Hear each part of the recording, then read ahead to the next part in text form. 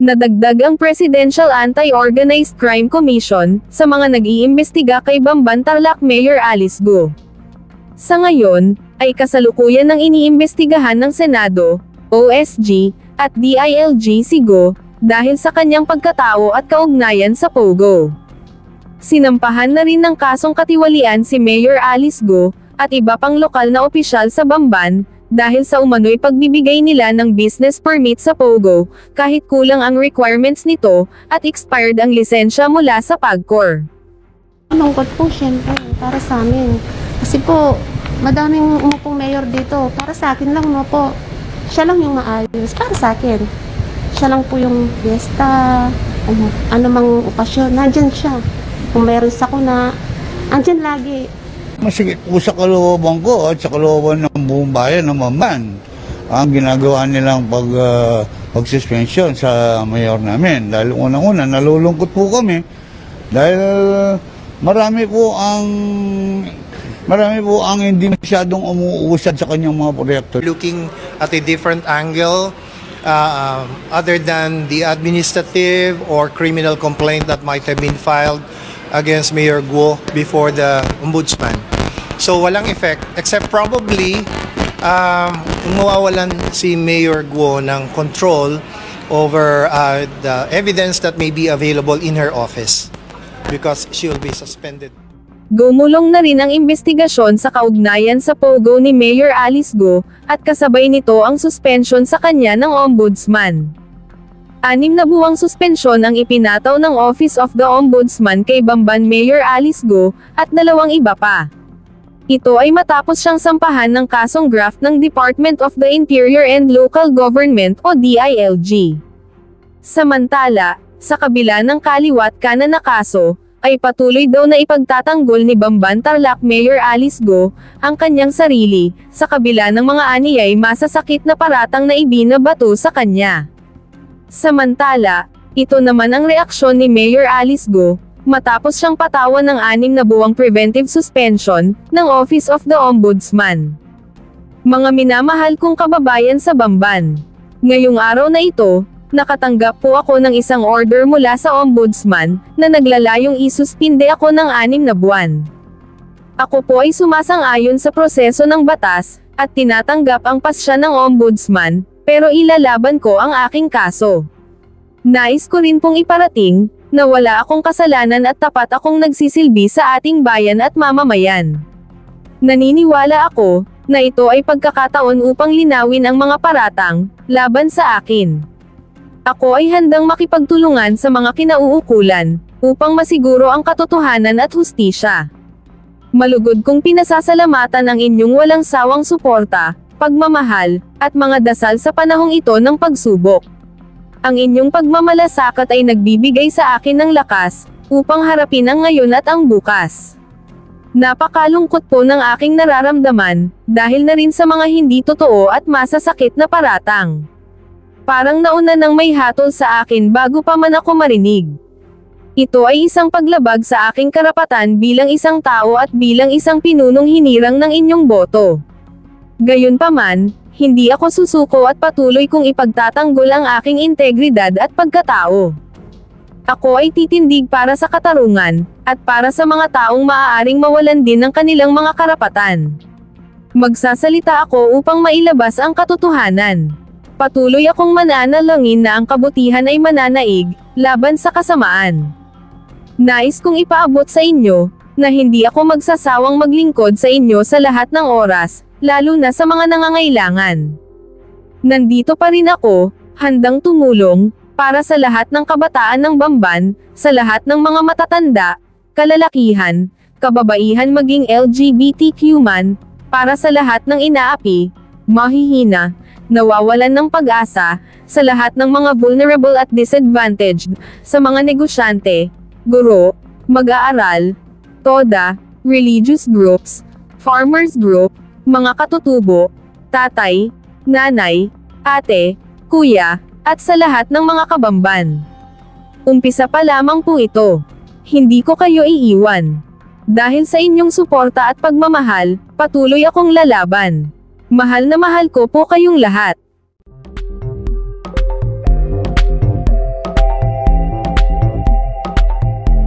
Senator, una sa lahat, sa punto pong ito, may nakikita na po ba kayong linaw tungkol sa tunay na pagkatao ni Mayor Alice Guo?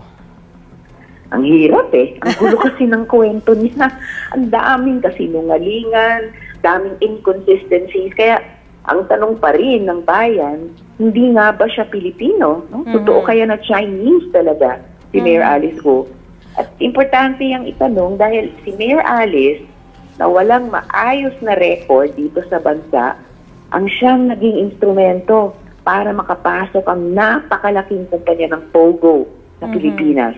Na ayon sa Intel, no, ay sangkot naman sa surveillance at hacking activities, lalo na sa mga government websites.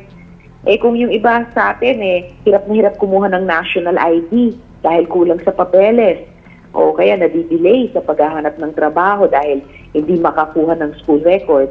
Si Mayor Alice, hindi.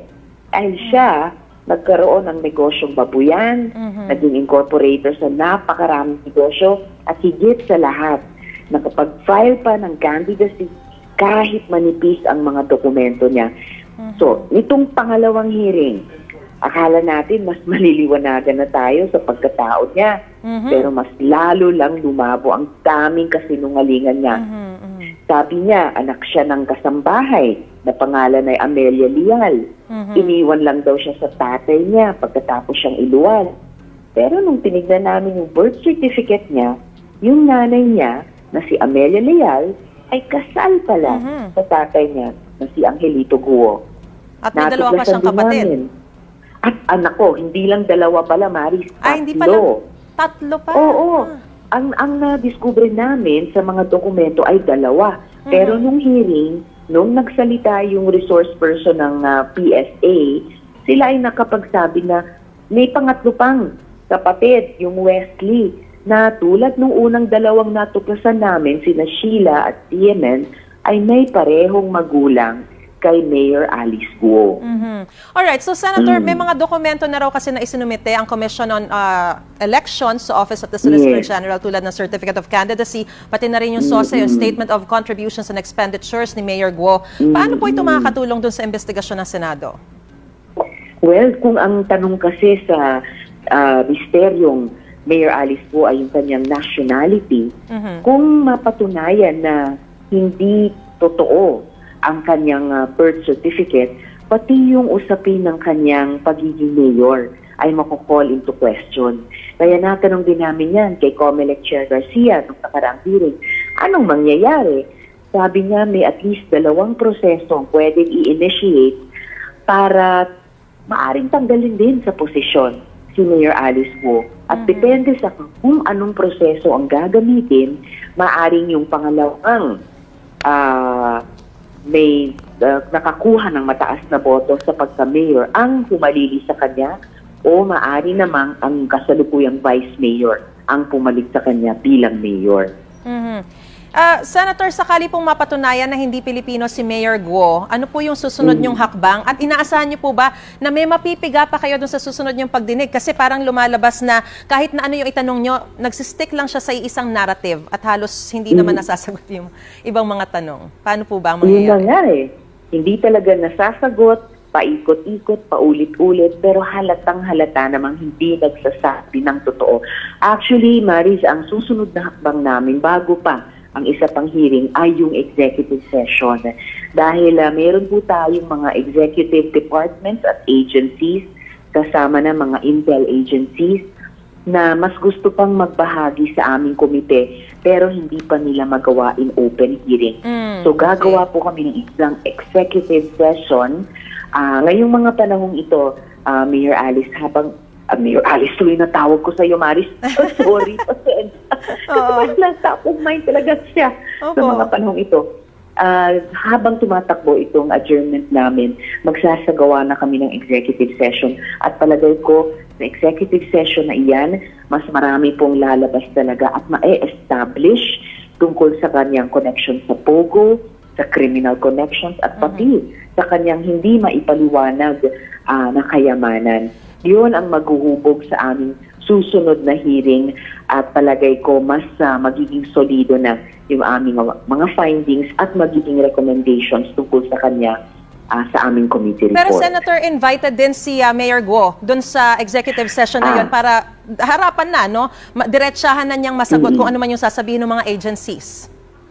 Posibleng ganon, posibleng hindi rin, Maris. Okay. No? Depende sa aming ma-finalize na mga tanong na ihaharap sa executive agencies na yan. Pero kung sa akin lang, mas posibleng imbitado siya. Pero piling-pili ang mga resource persons at pasensya muna, Maris, kayong mga media ay hindi Opo. muna imbitado kundi sa susunod pang hearing, public hearing. Pero aabangan namin ang magiging resulta niyang executive Yes, session please. na yan. Maraming salamat po Salamat. sa inyo pong panahon. Senadora Maraming Rizon salamat Tiveros. Magandang umaga po sa inyo. Thank you, Maris. Magandang umaga. Kaya napaplastikan ako kay Ontiveros eh. Kasi si Ontiveros namimili lang eh ng pogo na babanatan. Kung talagang gusto mong banatan ng lahat ng pogo, ba't di mo ungkatin pati yung iba pa? Dalawin mo yung sa Cavite eh. Bakit? May magagalit? Kaya ayaw mong dalawin yung sa Cavite? Meron bang kayong pinoproteksyonan dyan sa Cavite? O baka naman eh natatakot ka doon sa mga taga Cavite. O, kung talagang pogo ka, kung ang iyong advokasya you're against pogo, dalawin mo yung mas malalaki.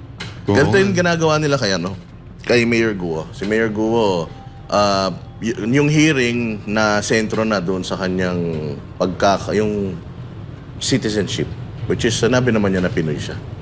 Oo nga. Alam mo, dito kay Mayor Guo, dapat sampahan na lang ng kaso para tapos na usapan. Parang halata na yung ginagawa sa Senate eh. Kami hindi ko namin dinidepensahan si Mayor Guo. Ang inaano lang namin dito yung pagpapapogi ng ibang mga senator dyan. Wag kung ganyan pala, nakikita na ninyo, may ebidensya kayo. Lahat nandun eh. Ang daming nilang pinapakitang ebidensya. Bakit ninyo na lang kasuhan? At yung birth certificate, kung peke man, di ba, sinasabi nila, peke daw. Ang gisay nyo, yung PSA, di ba? Bakit ang ginigisa nyo yung kumuha ng peke? Kung una-una, hindi naman siguro siya ang kumuha ng peke na yun kasi baby pa lang siya nun. Diba? Ang gisay nyo, bakit laganap ang peke sa Pilipinas? O yun ang gisay ninyo. Passport, bakit nagkakaroon ng passport yung mga Chinese? O dapat ang ipatawag nyo dyan, yung executive branch, secretary. Pero ang weird, Banat Bay, kasi nung gusto nilang sabihin na spy itong aling ito. Kasi kung siya'y spy na Chinese, let's say for example, siyempre magtatago siya, hindi dun sa siya yung nag-iisa lang na Chinese dun. Tapos tumakbo pa siya ng mayor. Hindi bang spy, supposedly, nagtatago yan? Bakit mo i-expose yung sarili mo sa politika, unang-una sa lahat, kung spy ka? Tsaka kung spy yan, sana nandudun ka na sa nandudun ka na sa Binondo, makakatago ka ron dahil napakaraming mga Chinese dapat doon. bumiblend in ka. Hindi kayong lutang na Pero ako lutang. naniniwala ako na meron mga discrepancy doon sa business niya. Meron. Kasi lahat naman ng negosyante sa Pilipinas, naku, napakaraming discrepancy sa ganyan. Meron yan. Normal hindi ko sinasabing tama Normal, in a way, ganyan talaga ang mga negosyo sa Pilipinas, ang daming discrepancy. Yung iba para makaiwas sa mataas na buwis, kaya ganun. Kaya hindi ba nangyayari din yan katulad yan sa mga hearing dyan sa Senate, hindi ba? Pero yun nga, yung sinasabi ni Banat Bay, yung patungkol dyan sa mga irregularities sa kanyang negosyo, mga partner sa negosyo. So, dapat kasuhan. Tsaka bakit hindi tanungin yung mga ahensya ng gobyerno na papaano nakakuha ito ng mga permit ng nakakalusot. Mali kasi yung focus ang focus dun sa tao. Dapat ang focus dun sa government official na nagpapalusot. Diba? Yun dapat ang kasuhan. Siya kasi yung media magnet. Ang lakas, sobrang lakas nito sa social media to ngayon kaya gagatasan talaga nila yan Actually, yung dito sa yung dito sa Tarlac, 2 palapag lang ito na pogo. At sinabi, ito yung pinakamalaking pogo at pwede nga ito ang gamitin para may makapasok na mga espiya dito. Ilan lang ba yung tao dyan? Versus yung dito sa Cavite. Kasi hindi man akin na niya. Hindi, yung sa Cavite na Banat ba, yung Pogo Island doon. Sabi nila, it can house 20 to 50,000 daw na mga Chinese. So kung merong spy, pwedeng doon, ang dami nun. Mantakin mo, 50,000 na Chinese. Alam mo, kaya napaplastikan ako kay Ontiveros Kasi si Ontiveros namimili lang ng pogo na babanatan. Kung talagang gusto mong banatan ng lahat ng pogo, ba't di mo ungkatin pati yung iba pa? Dalawin mo yung sa Cavite Bakit? May magagalit? Kaya ayaw mong dalawin yung sa Cavite? Meron bang kayong pinoproteksyonan dyan sa Cavite? O baka naman natatakot ka doon sa mga taga Cavite. Kung talagang pogo ka, kung ang iyong advokasya you're against pogo, dalawin mo yung mas malalaki. Sa Pasay na lang Mas malalaki, mas malalala. O dyan sa Pasay, sa paligid ng yung entertainment city, punong-puno dyan. May mga Chinese restaurant nga dyan na Chinese lang ang sulat. Naku, ang dami dyan, mga club na Chinese lang. Bawal lang dyan, mga super club. Bawal lang mga Pinoy, Chinese lang talaga. Alam ko yan, nakapasok ako dyan Dahil? Alam ko Koreano sabi ka? ko, chama siya to, O di, akala nila. Hindi, totoo po, marami ho dyan, Chinese lang na Kung talagang seryoso kayo sa pagbawal sa pogo. Pero ikaw, Banat Bay, pogo as a whole, legal o illegal? Ayoko yun. Pogo as a whole? Walang madudulot na magandang pogo sa Pilipinas. Kahit any form of gambling, walang madudulot. Kahit malaki yung kinikita natin. Oo. Dadami lang ang makukurap. Well, hanap tayo ng ibang pagkakitaan kung ano ba magsara yan, di ba? Hindi naman dyan hihinto ang mundo. Dati naman, wala tayong pogo dito sa Pilipinas, pero gumana naman tayo, hindi ba? Kasi kung yun lang yung kinakatakot nila, yung laki ng pera na ipinapasok nito, sa bagay, kahit malaki naman yung perang pinapasok niyan, yung pera naman na nanggaling dyan, di naman natin napapakinabangan. Sabi ni J. Guevara, baka daw Indiano yung lahi nung nasa Cavite, kaya iwas si Risa. Dahil? Indiano. Ano ibig sabihin nun? May eyeliner. Naku, ewan ko. Walang hiya, ang layo Oo nga ang layo na naabot nito ni maraming Chinese resto na bawal pumasok na Pinoy. Actually, yan pa ang dapat imbestigahan. Para sa iba pang karagdagang mga balita at impormasyon, ay huwag po nating kalimutang mag-like, share at comment sa video na ito, at huwag po rin nating kalimutang mag-subscribe to continue supporting us. Maraming salamat po sa inyong panonood, at naway tangkilikin po ninyo ang aming YouTube channel.